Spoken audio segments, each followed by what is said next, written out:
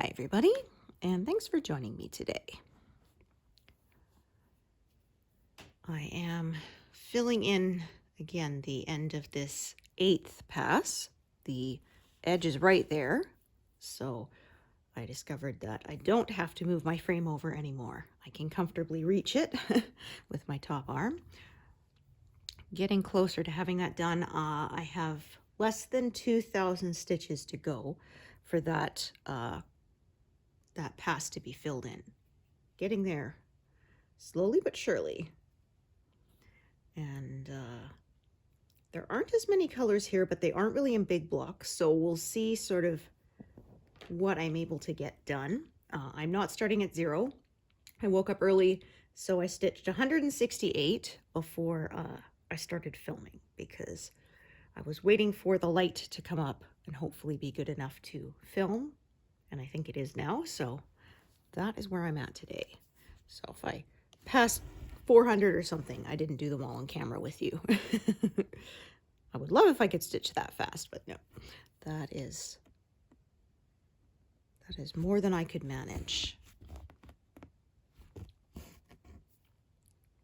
It is definitely winter here, but thankfully not too terribly cold. We are at the point of having to plug in our car's block heaters, or they won't want to start up in the morning.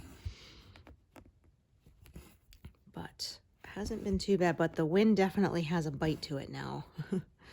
The wind chill factor definitely plays in. And I don't think our snow is going to melt until the season of mud, which is in spring, where it everything melts at once and turns everything to mud. Lots of purples in this area and some blues. This part of the pattern is more kind of faded out looking, almost as if like it was a picture and it was taken, this bit is out of focus kind of thing, because the birds are obviously the main focus of this piece. Just double checking I'm in the right place. I am working down to row 500 for this pass. Oh dear, I hate when that happens. The fibers in one strand split apart, and then when I was trying to thread it, only half of it went through the eye of the needle, so the more I was pulling it down on the thread, the more it was splitting it and shredding it. I hate when that happens. Very annoying. There's certain yarns I won't stitch with either, because it is harder to knit with, because yeah, some of them, it's really hard to catch the whole stitch without splitting it. It can be a real pain.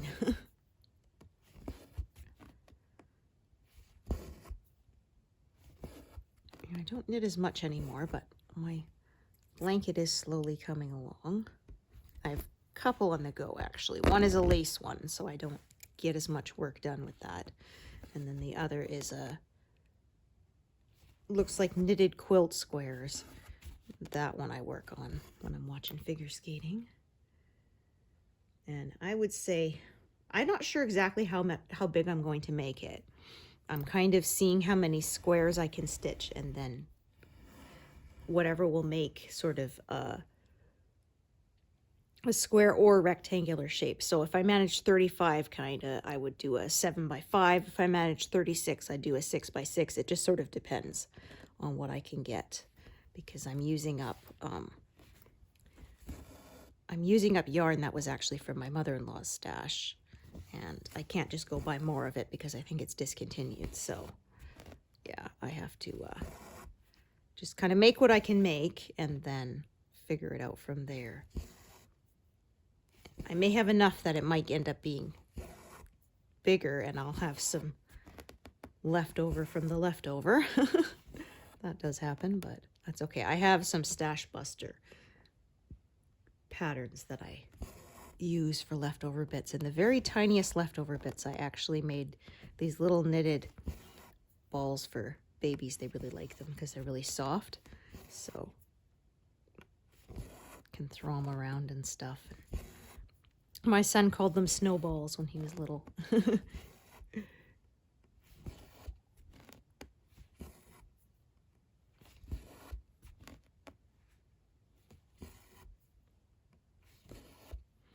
I basically just knit sort of 2 rectangular strips and then sew them together like that, and then you overstuff them and it makes it into a round shape. So I was trying to make blocks at first, but in order to do that, you kind of have to make them around like some kind of foam and not just stuffing, something that will hold its shape a little better.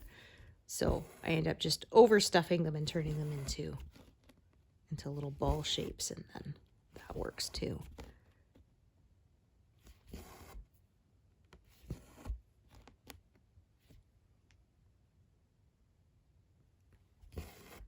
This section has kind of ended up more diagonal, just kind of naturally. I've been kind of just working a couple of 2 or 3 of these big squares across and then going over to the left and building out again each time. Because some of the shapes kind of go like this.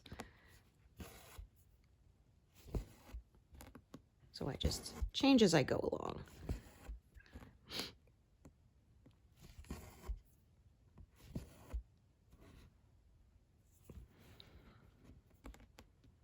But I expect it to be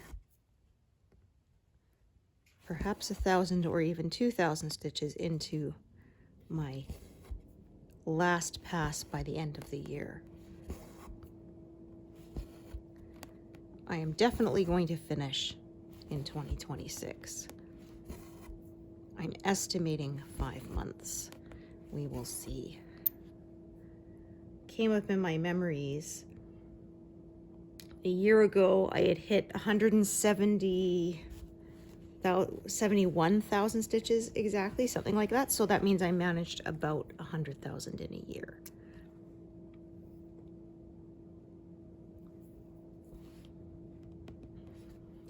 And if that's the case, then that means when I work on my next project, which is 200,000 stitches, then that means I can expect to have that done in a couple of years. But we will see, because of course I went back to work a few months ago. So some of that was done when I was not working part-time. So of course that does reduce my stitch count because I don't have as much time to stitch.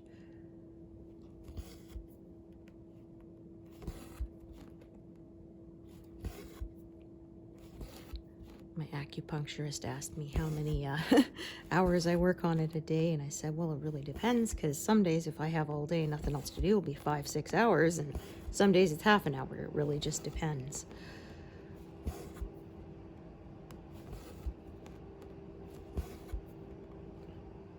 I'm quite happy to work on it all day, every day.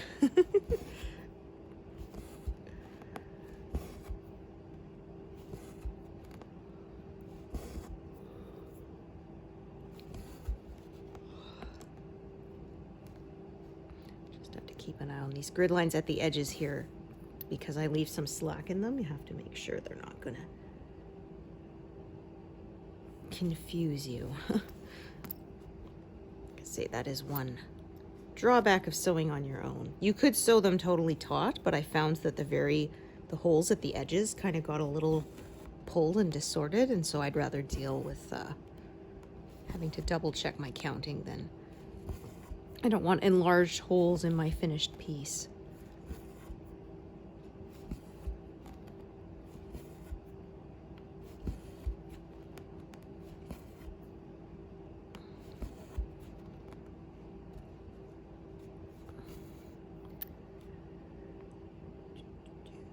So as you can see, I can't pull it over to the left anymore because that is the far edge there.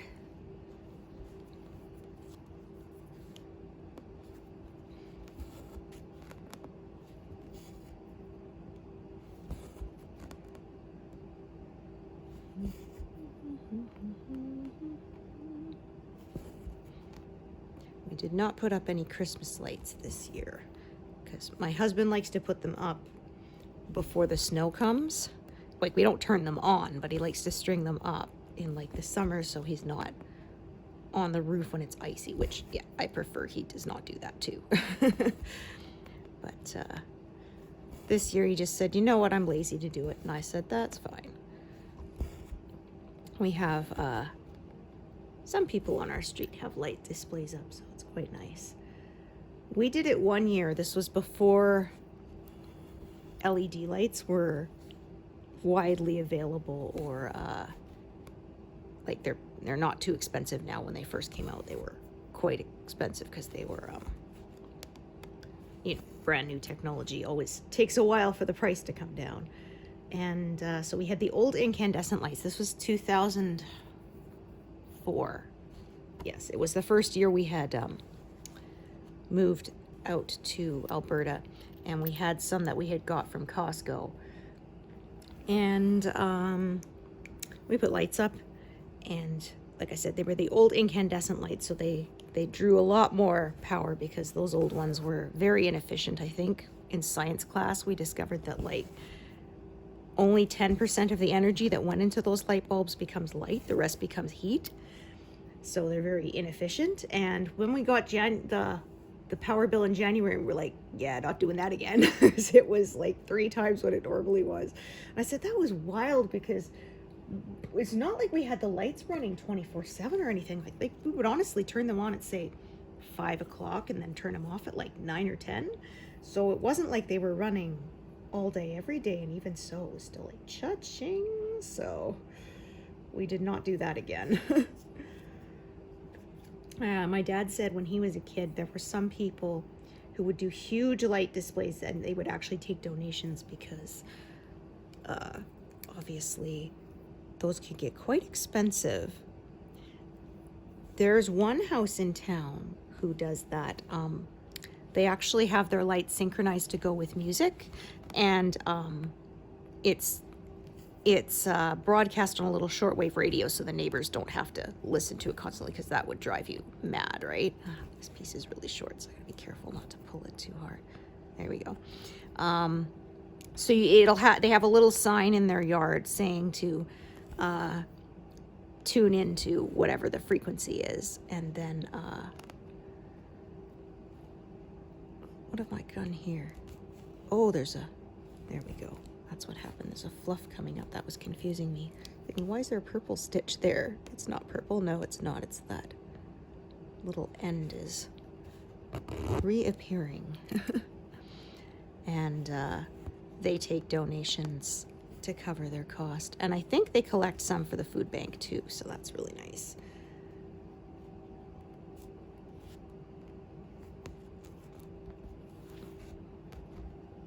There's quite a few you can find online. People have done some pretty impressive ones that, like I said, are synchronized with the lights. So like they had Carol of the Bells and lights with like do do do do, with another one do do do do and stuff. Yeah, it's pretty cool. My husband said maybe when he retires one day he might do that. But not now while he's still a working guy. He's got too many other projects he's working on. He's restoring an old Unimog.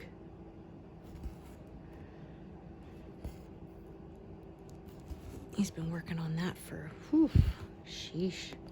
I'm trying to think now. Yeah, 8 years now, something like that. I'm thinking because I remember his old supervisor liked to see the progress he was making on it, and he left that job in 2018. So it's been at least 7 years, and I think he had it for at least a year before then. So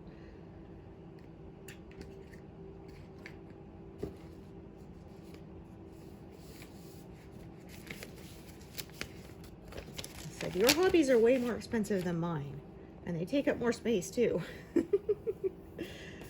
We only have a little single car detached garage for him to work in, and he has his tools and stuff out there, so he can't even have the whole thing. It's in pieces in the garage at once.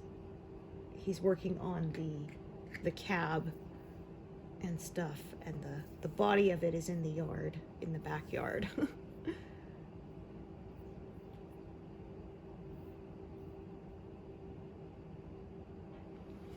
He repainted it, oh, this year, earlier. It was, somebody had painted it, the previous owner had painted it school bus orange, so my husband painted it back to the olive army green.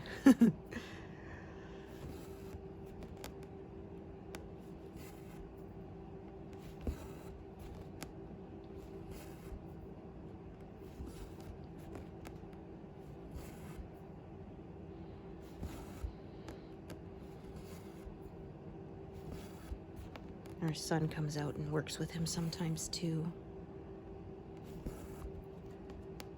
He got himself a good welder. Oh, it was funny too, because so I have this old stock pot. It was a wedding gift, so obviously we've had it for a long time. And one day I dropped the lid on the floor and the handle snapped off, like where the weld was. And my husband said, well, whenever I buy, one day I'll buy a MIG welder and I'll put it back together for you. And I said, okay. And I set aside that handle. And years later, he bought the welder, and now I can't find the darn handle. I decluttered my whole house. I've been through every drawer, every cupboard. I was sure I had it in the drawer where I keep, like, you know, potato masher tongs, those kind of things. I thought it was there, but it's not. I've been through it several times. I don't know. I mean, I really hope nobody threw it away, but I don't think anyone would have. My husband knew what it was. Our son wouldn't have thrown it away, so I don't know. I said I should throw the whole stock pot away and then it'll turn up, because that's always the way, right? Oh my goodness.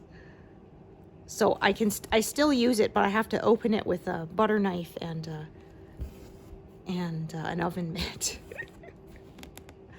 I have people say, well, just buy a new one. I'm like, but it still works. It can still boil water.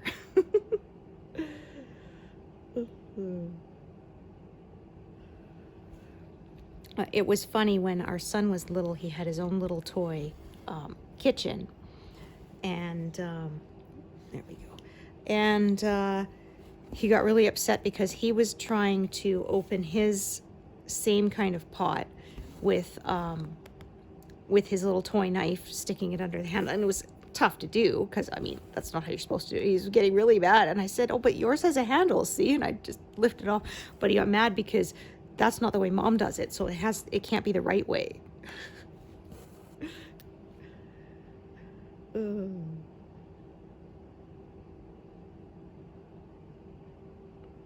right, so this color, so it's interlaced with sort of different colors here and different colors there because of the different flowers. So I'm gonna probably fill in this here and fill in this there. So I'll use separate threads for them because that's just what makes sense to me. So I'm gonna sort of fill in this square, most of it here. It kind of curves, as you see, down towards here. So I'll probably just follow that, and then I'll follow the next one that kind of curves down and so on.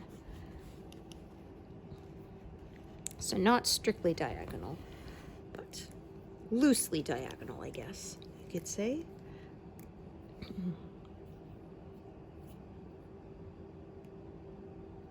So I don't go strictly square by square, but because I don't like to leave really sharp, pardon me, lines where I stop, so I don't want to leave tension lines in the work later.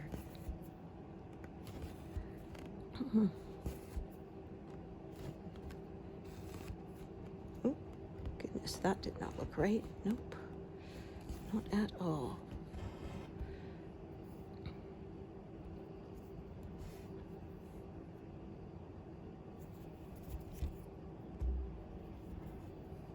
Okay, there we go. Just making sure both strands are even. Otherwise it will look funny.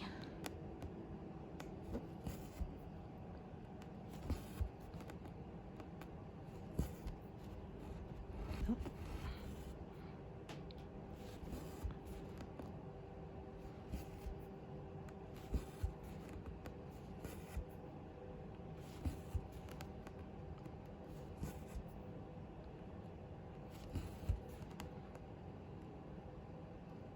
It was funny because I was saying my son's little toy kitchen when he was little. He always stuck his stuffed bunny in the microwave. Like, I think to him it was a little house, but it was quite funny because I remember we were leaving with a babysitter one night, and I said, if he can't find his bunny, check in here. She said, oh, so he likes to cook him, huh? I had to say, and if he asks for the Zzz book, there was a Winnie the Pooh book where Winnie the Pooh is really tired, but he can't fall asleep. And so he keeps going around asking different people to tell him a story to put him to sleep. And it doesn't work. He goes to Tigger, and Tigger says he doesn't know any stories, so he takes him to Rabbit, and Rabbit tries to tell him a story about vegetables, and it's so boring that Rabbit falls asleep. and Tigger, but Winnie the Pooh doesn't. And then at the end, he goes to Kanga, and she starts to tell him a story. And then, of course, because she's a mom, he falls asleep almost instantly and goes zzz. And so our son thought that was the funniest thing, and he called it the Zzz book. It's funny how you have to have your own little shorthand with toddlers, right?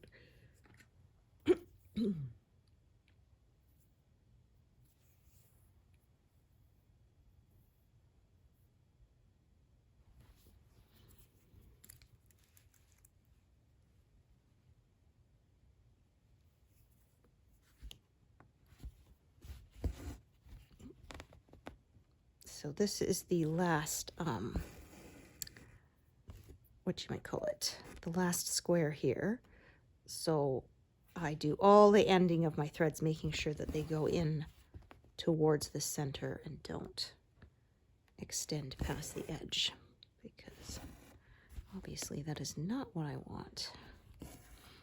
Even so, I find at the end, I still have to turn it over and double check for any ends that might be going past it and tuck them back in. There's always one or two, even no matter how careful I am, I find.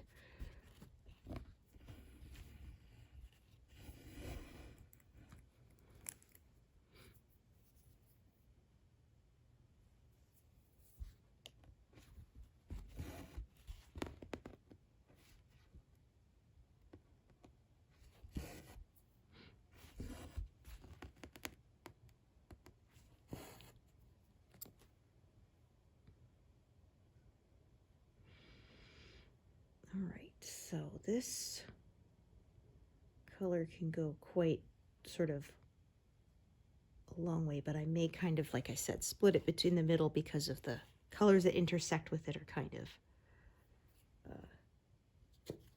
sort of make a natural stopping point. So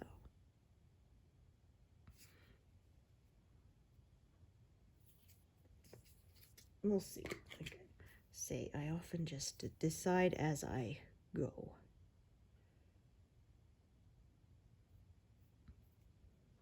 Oops. Rats. Somebody's out there breaking up the ice. Yeah, that is a never-ending battle.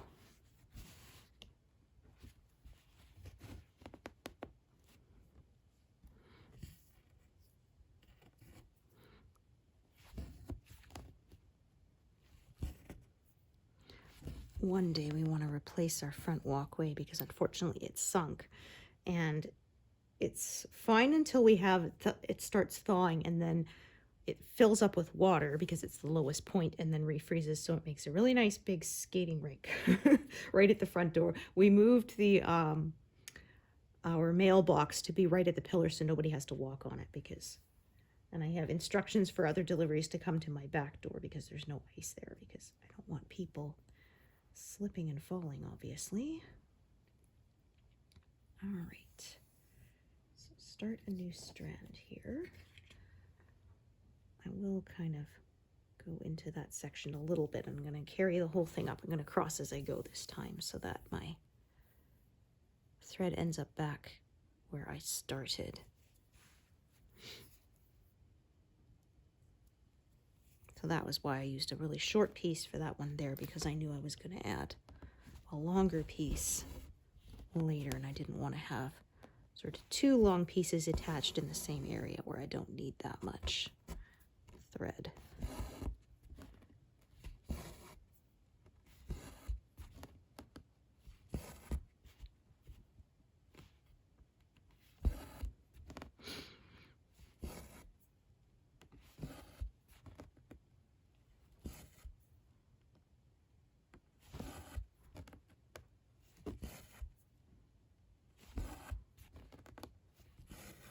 like I said, blue and purple kind of interlocking here.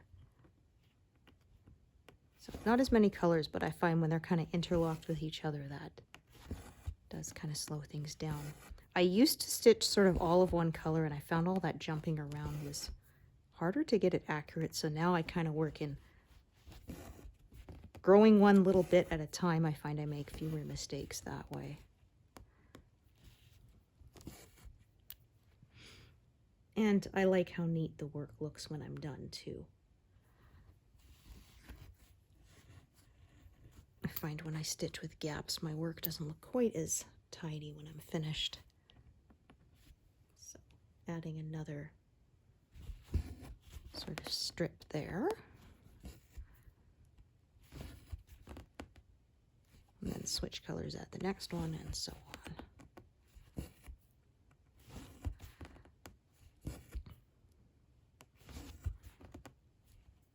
I'll have to wrap some presents soon. Getting closer to that day.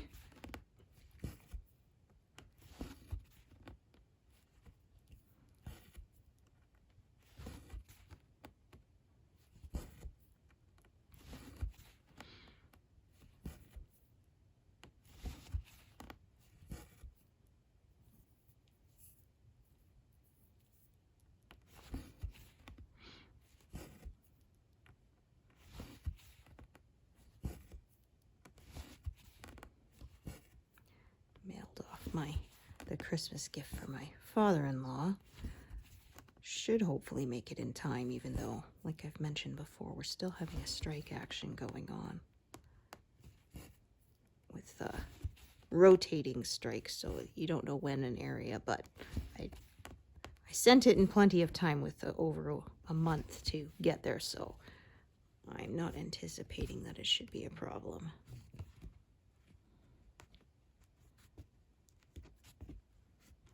Honestly, even years we didn't have postal strikes, I was always shipping stuff pretty early. I like to be organized when I can.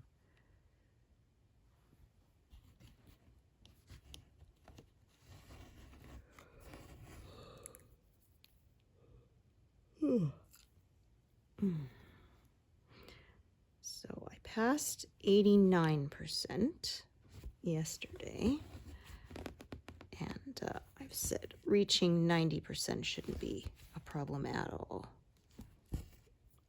That's less than 3,000 stitches for the end of the year, and I don't see that being a problem.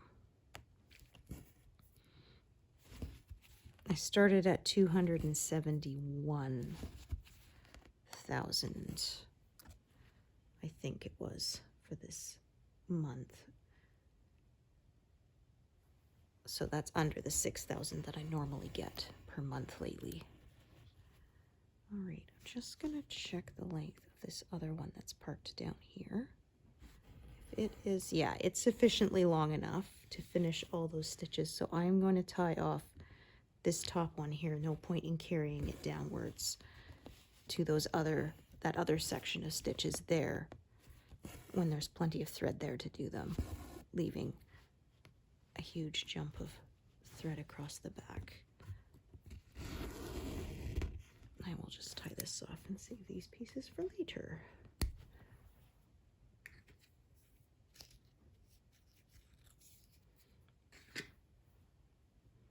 I may sort of drift into that next section of slightly different color there for a little bit too. Sometimes I end up working across a larger area and sometimes a smaller one. Just go where the colors take me. I did these.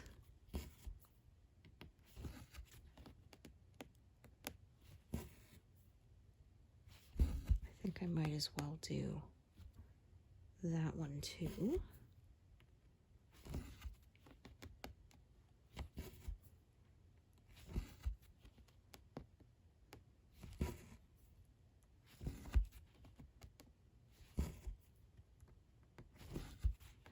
Okay, put that there.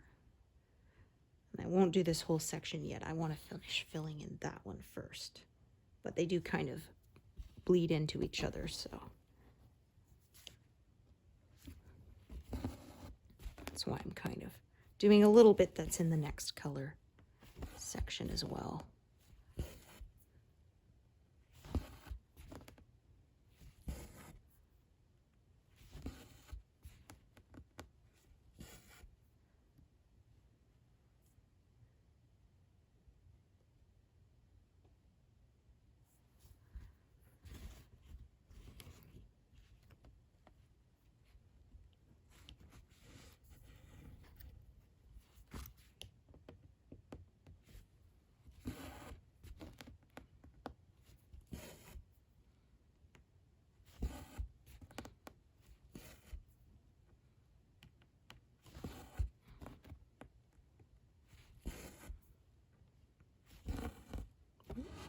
Did it again.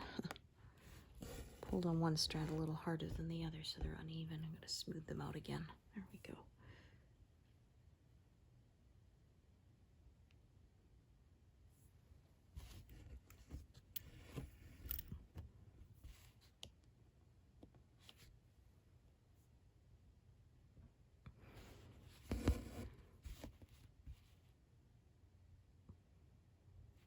So I think I'm going to take this one all the way down here, park it here, and I might start a new strand to go sort of do those little strips back and forth.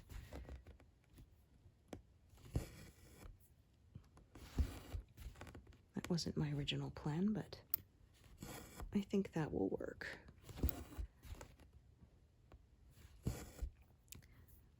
With these really skinny little runs of color, I tend to cross as I go more because I find it a little neater generally. So when I can work sort of back and forth across in rows, I tend to just do that and not cross as I go. And when I work sort of in these skinny little strips of color, then I tend to cross as I go. So I'm not perfectly consistent, but I don't really care.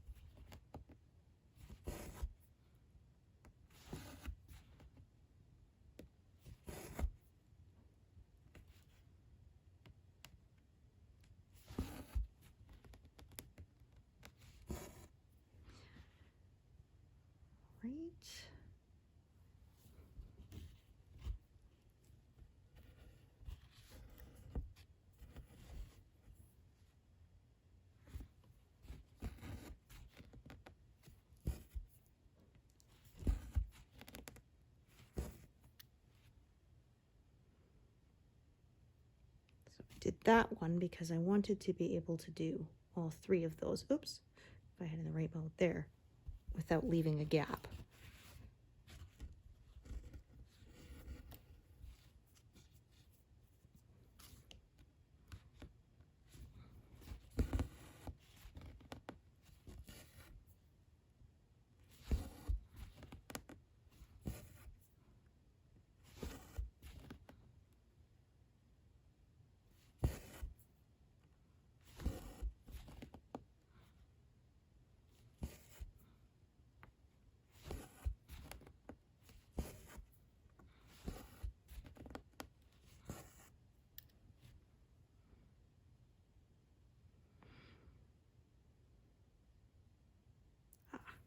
Need to start a new strand for those.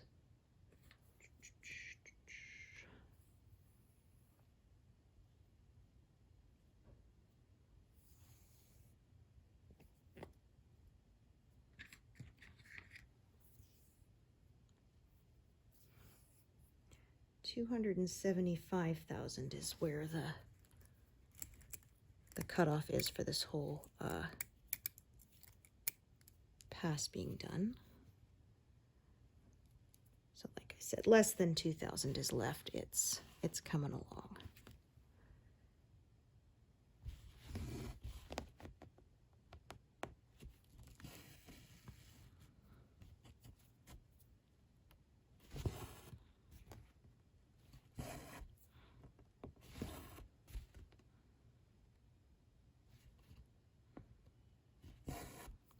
was talking in earlier sessions about the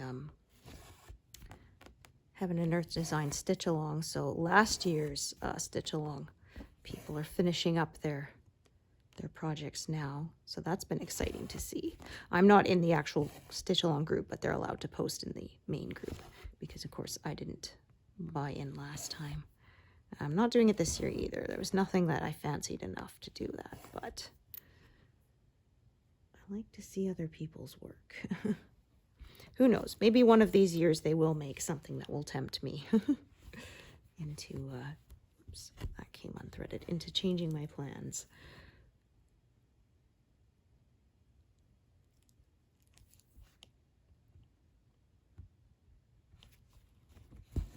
I believe they revealed the Amy Stewart one that is a reward you get for joining the Stitch Along and completing one page. She made that an exclusive pattern just for the Stitch Along. Her work is always so very colorful and detailed. I haven't stitched any of her stuff, but her patterns are, like I said, they're very detailed. Very, very beautiful and complex. And some of them are huge. I think she has one that's over 1 million stitches because it's a supersize, and that is a lot. That's a bit much even for me.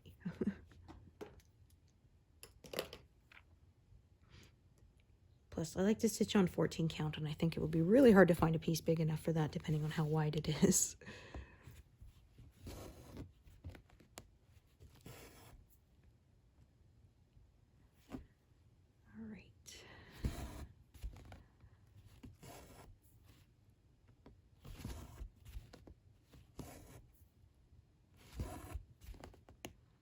I think the deadline is very soon to join. I think it's like the 14th of December. So if I'm correct, you have a few more days, but not very many, because once registration closes, that is it. It is a limited time offer. I know a few people who have subscribed to me have said that they are stitching the Stitch Along, so it'd be nice to see those.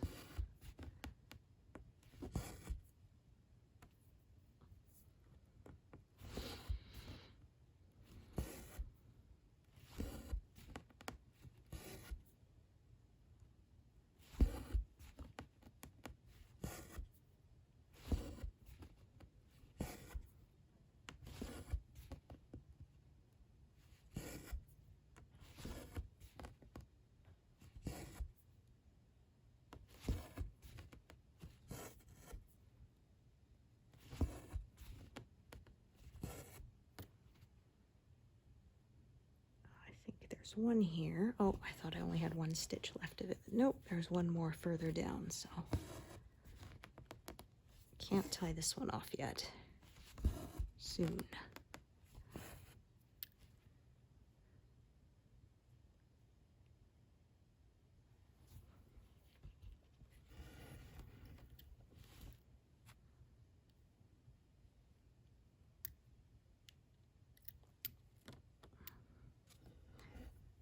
Sometimes it's just more trouble than it's worth to try to pull the, the thread out with the needle still on.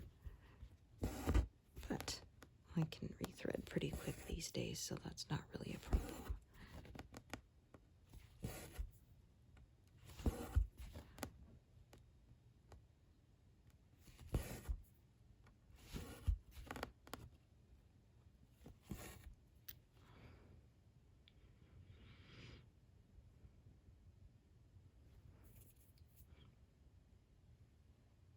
And like I said before, I'm going to start a new strand here.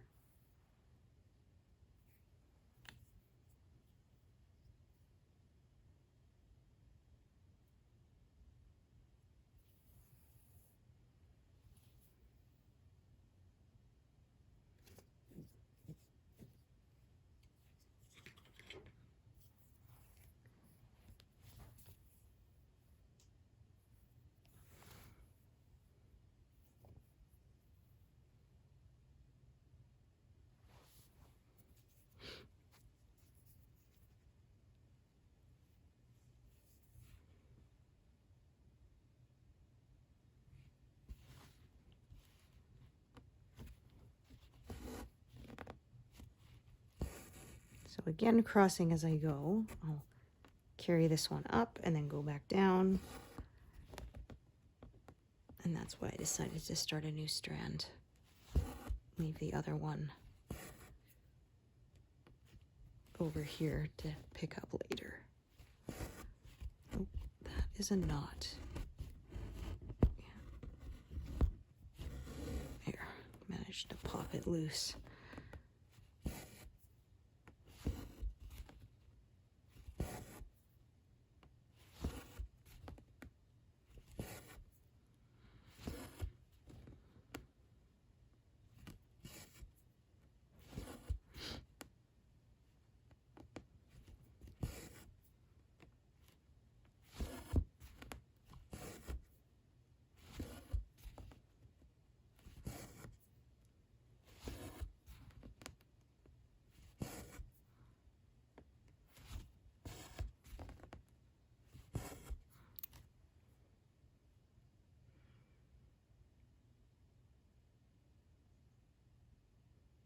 Same with this strand. Just travel it up and down until I run out of stitches to do with it. I find it quite satisfying to sort of watch the whole corner fill in.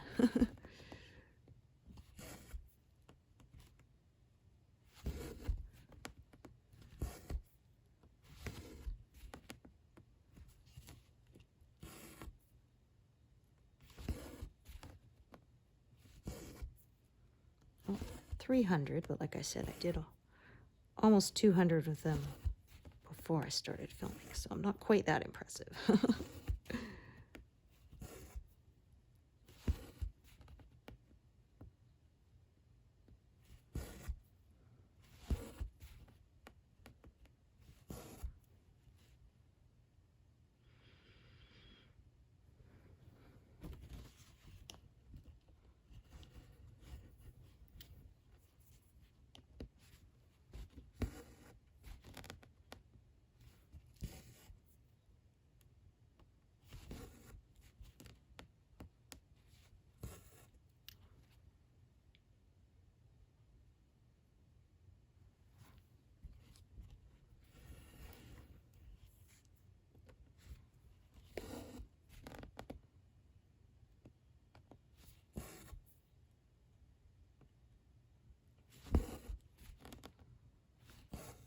Unthread that one because I've decided I'm not going to curve it. I'm just going to cut it off there, and I will fill that in later once I work my way out to it again.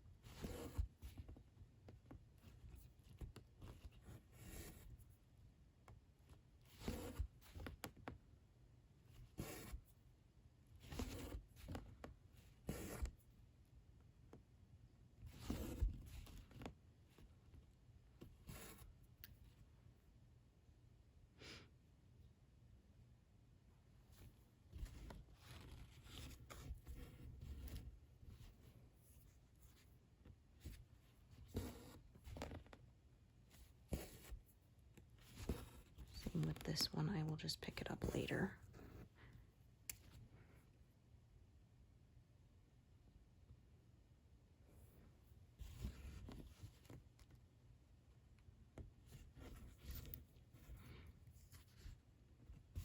That's really all parking is.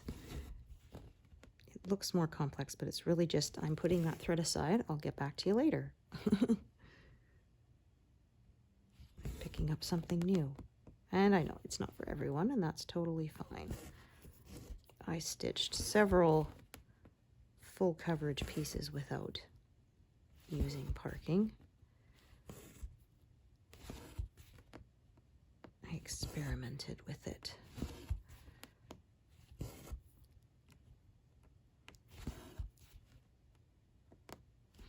As I've seen people say they're intimidated. Do they have to stitch that way? No, absolutely not. Stitch your way.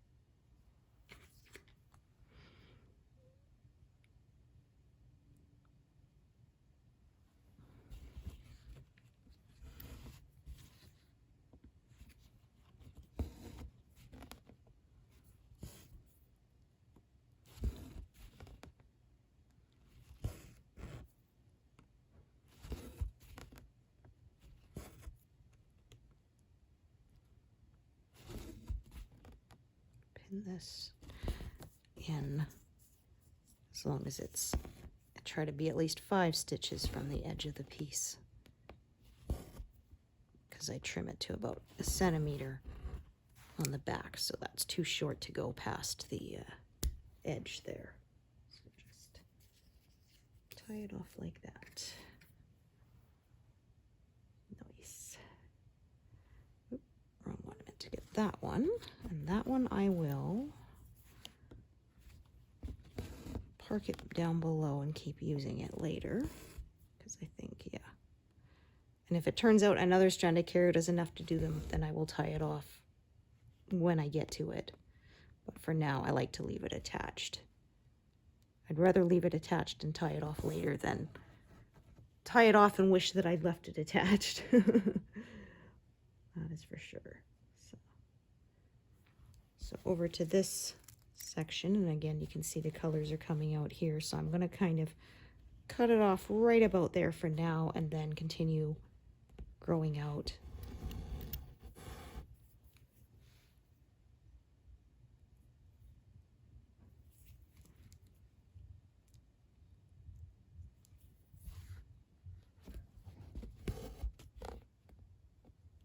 another, like I said, another color you can see coming in here. Different flowers, I think. Although, like I said, this part of the pattern is kind of more washed out of focus, which I think it's intended to be. So let's move that.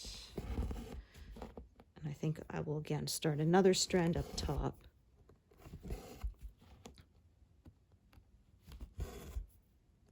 And keep this one down in this area here. There's plenty of stitches, so I should be able to use up both threads, no problem.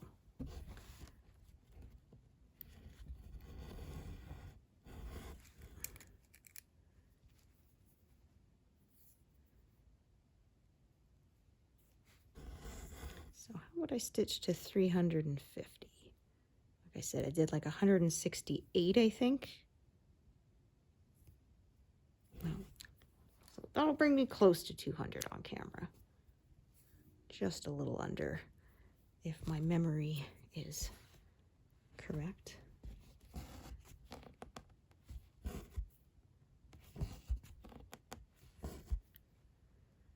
There we are, and then,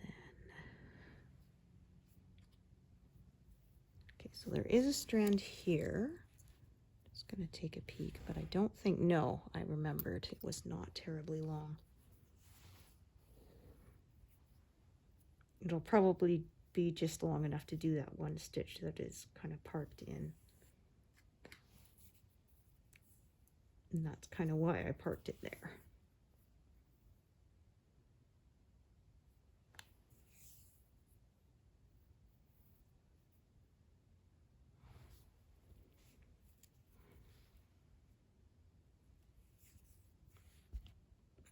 Two, 3, 4.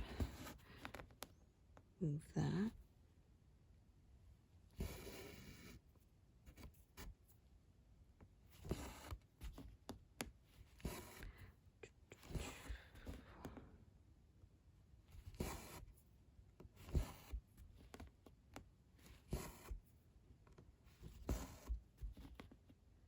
So again, you can see the color of this section kind of goes here, but sometimes I sort of just cut through it and sort of keep adding to it as I move along. Sometimes I follow it. It just, like I say, either one works. So I just pick one. A lot of people say, why did you decide to go this direction instead of that direction? Sometimes it's like, I don't know, just because I had to pick one, so that's what I picked. On another day, I might have picked a different one. That's why I say there's no hard and fast rules with this, really. It's flexible.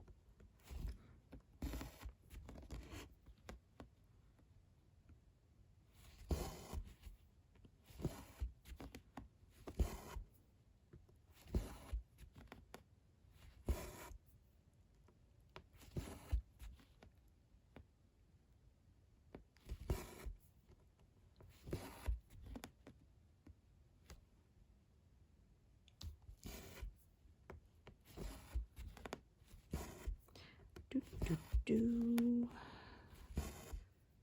be some more blues. That I don't know, barbell kind of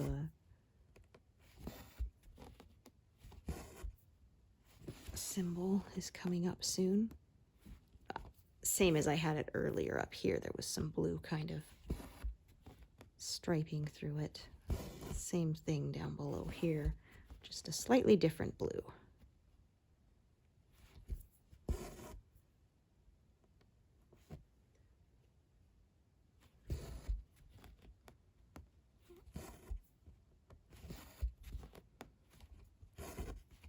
That's no good.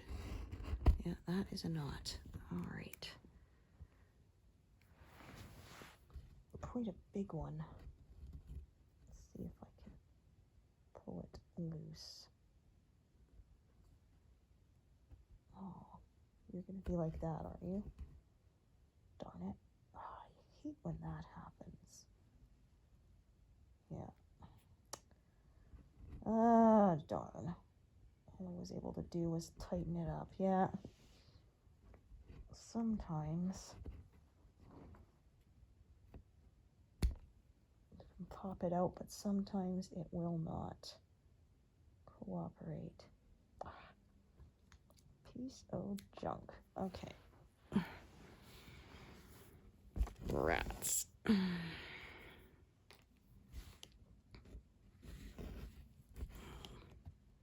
Yeah, this piece is... Got to get it long enough to tie it off.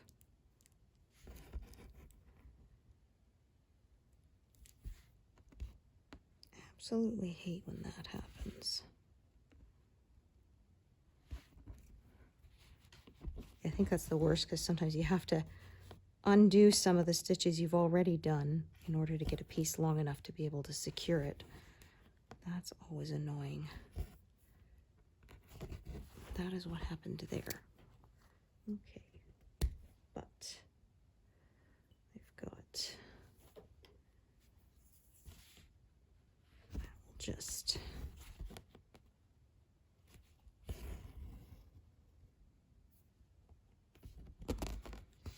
So I loop start most of the time, but this was still threaded with 2 strands, and because I had 4 stitches in a row here, I will just use this method to secure it.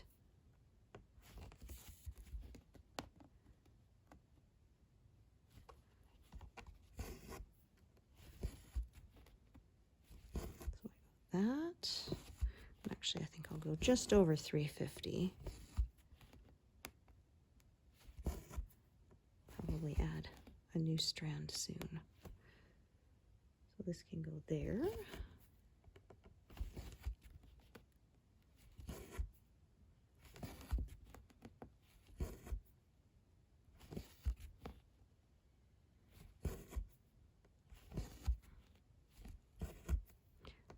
This will take me over 350, and I think that's kind of a nice stopping point.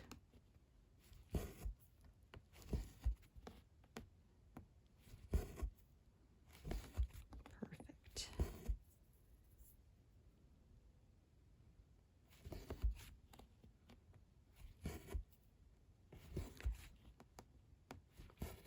Park it in this stitch here, and that's where I'm going to leave it, 353. So thank you so much for joining me today, and I hope to see you here next time. Thanks, everyone.